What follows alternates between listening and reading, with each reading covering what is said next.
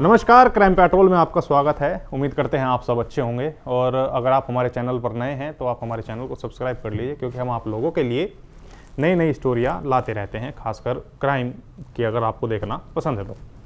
अच्छा, आज हम समद खान के आगे की स्टोरी की बात करेंगे। उसमें थोड़ा सा मैं आपको बता दूं कि जो पहले पार्ट में हमने आपको बताया था कि करीम लाला के परिवार वालों को मारने के लिए मजीद और हमीद लगातार शूटरों को पैसे दे रहे थे, लेकिन सभी शूटर करीम लाला की इज्जत करते थे, तो वो उसके परिवार वालों को नुकसान पहुंचाने की बजाय उस तक ये खबर पहुंचा देते थे कि ये दोनों भाई आपको मतलब हमें उनके परिवार वालों को मारने की सुपारी दे रहे हैं। अब उसके बाद फिर एक ऐसा काम होता है जिसको कोई सोच भी नहीं सकता। दरअसल समद खान डोंगरी पुलिस स्टेशन में सरेंडर कर देता है। उसे ऑर्थर जेल में रखा जाता है। कहा जाता है कि वो जेल में वीआईपी की तरह रहता था। वो बैरक में कम और जेल सुपरिटेंडेंट के ऑफिस में ज़्यादा रहता था।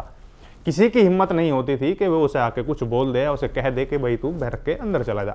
अब जेल में रहते हुए उसके हौसले इतने बुलंद थे कि वो जेल सुपरिटेंडेंट के ऑफिस की लैंडलाइन से फ़ोन करके बिजनेसमैन और बाकी लोगों से फिरौती मांगा करता था। फिरौती के पैसे लाने के लिए उसने अपने आदमी रख रखे थे। अब वो जेल से फ़ोन करता और उसके आदमी पैसा लेने पहुंच जाते थे।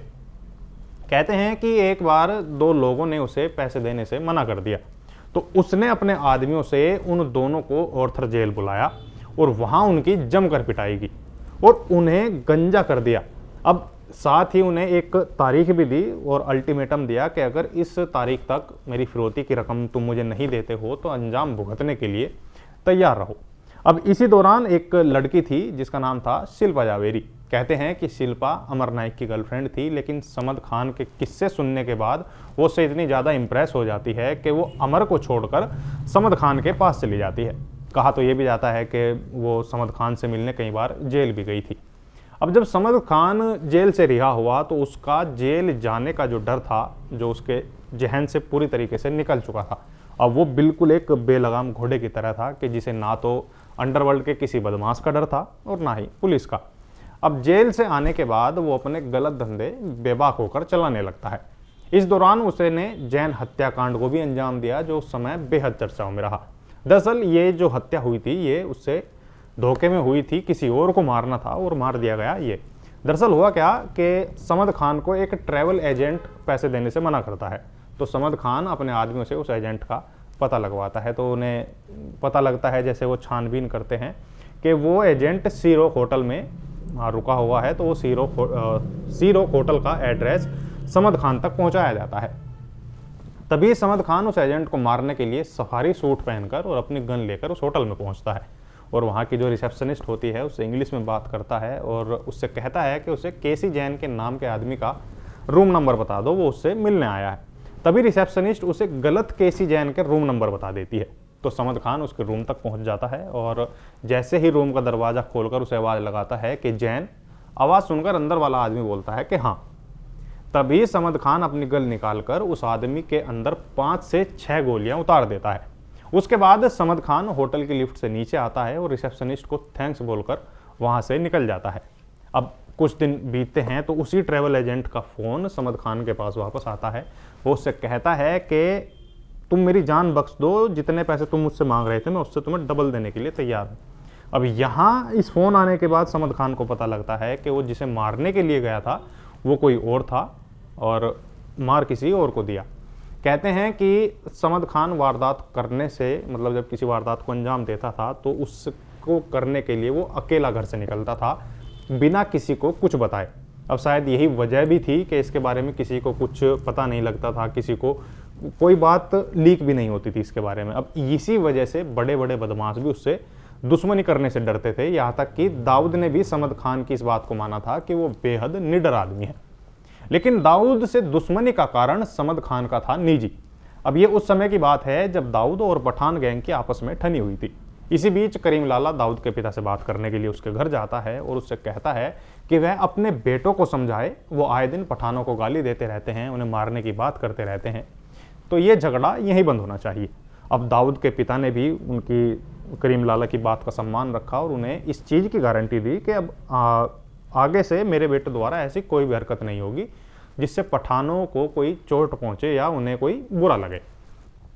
अब जब समद खान को इस बात का पता चलता है तो वो करीम लाला पर काफ़ी गुस्सा होता है। वो कहता है कि तुम एक बड़े आदमी हो, तुम्हारी पर्सनैलिटी अलग है, तुम्हें ऐसे उनके घर नहीं जाना चाहिए था। अब समद खान इस बात को ईगो पर ले जाता है। अब इतना कहने के बाद करीम लाला भी समद खान को समझाते हैं कि झगड़ा ख़त्म होना चाहिए, चाहे किसी भी तरीके से हो, लेकिन समद खान नहीं मानता। वो इतना सब कुछ कहकर अपनी कारबाइन लेकर और कुछ लड़कों को साथ लेकर दाऊद के घर पहुंच जाता है। कहते हैं कि समद खान ने दाऊद के घर 200 से ज़्यादा राउंड गोलियां चलाई थी, जिसमें 3 गोलियां दाऊद के भाई इकबाल को भी लगी थी, लेकिन वो बच जाता है।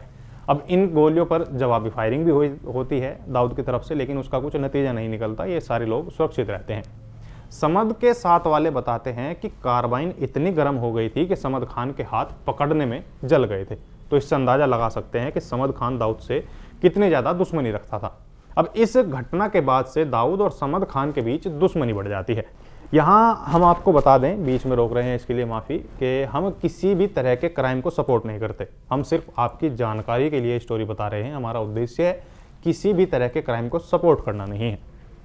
अब वहीं दाऊद साबिर कास्कर की हत्या का बदला पठान गैंग से लेने की फिराक में था, तो दूसरी तरफ समद खान से दुश्मनी को लेकर भी दाऊद परेशान था। अब इन दोनों की दुश्मनी इस लेवल पर थी कि मुंबई पुलिस ने यहाँ तक कह दिया था कि हमें इनसे कोई मतलब नहीं है, जो मर रहा है मरने दो, कम से कम अंडरवर्ल्ड के कुछ लोग तो कम होंगे। और शायद यही वजह थी कि मुंबई अंडरवर्ल्ड की जद में चला गया, क्योंकि पुलिस ने किनारा कर लिया था। अब मुंबई की सड़कों पर खून पानी की तरह बहाया जाने लगा। वहीं दाऊद का कहना था कि उसने पहले कभी भी अपनी तरफ से पहले किसी पर हमला नहीं किया, लेकिन अगर उस पर हमला होता है तो वो चुप नहीं बैठता। अब ऐसे में उसका धंधा भी कैसे चलेगा। अब समद खान से पंगा लेने पर दाऊद समझ चुका था कि समद खान बाकी लोगों जैसा नहीं है, बाकी डॉन जैसा नहीं है, उसकी अलग पर्सनैलिटी है। अगर इसे मारना है तो इसके लिए अलग प्लानिंग करनी पड़ेगी। जब दाऊद के घर पर हमला हुआ तो वो शांत रहा और समद खान से इसका बदला लेने के लिए शांत दिमाग से प्लानिंग करने लगा। वो जानता था कि समद बेहद ज़्यादा शातिर है, बहुत चालाक है, और उसके लिए उसे ऐसे शूटरों की ज़रूरत है जो एकदम प्रोफेशनल हो और मरने मारने से ना डरते हों। दाऊद जानता था कि समद खान को ठिकाने नहीं लगाया गया तो पठान गैंग और ज़्यादा मजबूत हो जाएगा। अब इसके लिए करीब 1 साल का समय गुजरता है और उसके बाद दाऊद को एक फ़ोन आता है कि समद खान एक बिल्डिंग में है और देर रात तक वहीं रहेगा। अब इस पर दाऊद जल्दबाजी नहीं करता, वो पहले ये कंफर्म करता है कि समद खान वहाँ है भी या नहीं। अब जब ये बात सही निकली तो दाऊद ने असल में मैं आपको ये बताऊं पहले कि ये आदमी था कौन। असल में दाऊद ने एक ब्लेसर एरिया है सिक्का नगर में, वहाँ एक गुजराती कॉलोनी थी जहाँ समद के 3 गुजराती दोस्त रहते थे।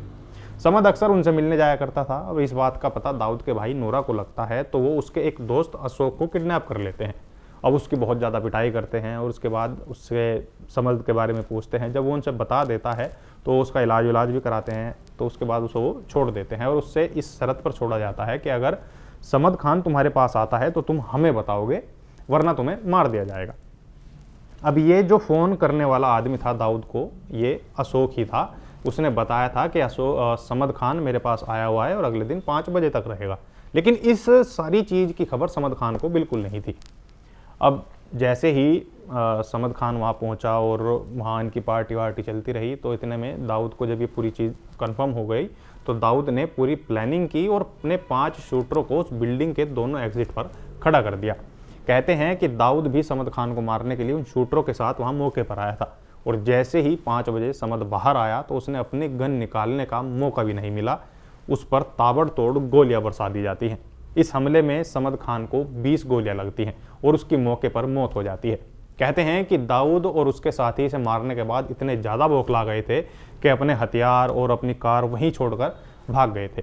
और इसके तुरंत बाद ही, यानी कि ये वो आखिरी दिन था दाऊद का मुंबई में, जिसके बाद दाऊद ने दुबई का रुख किया था, क्योंकि वो जानता था कि समद खान की मौत के बाद पठान गैंग बहुत ज़्यादा गुस्से में हो जाएगा और वो उसको और उसके परिवार को मौत के घाट उतार देगा।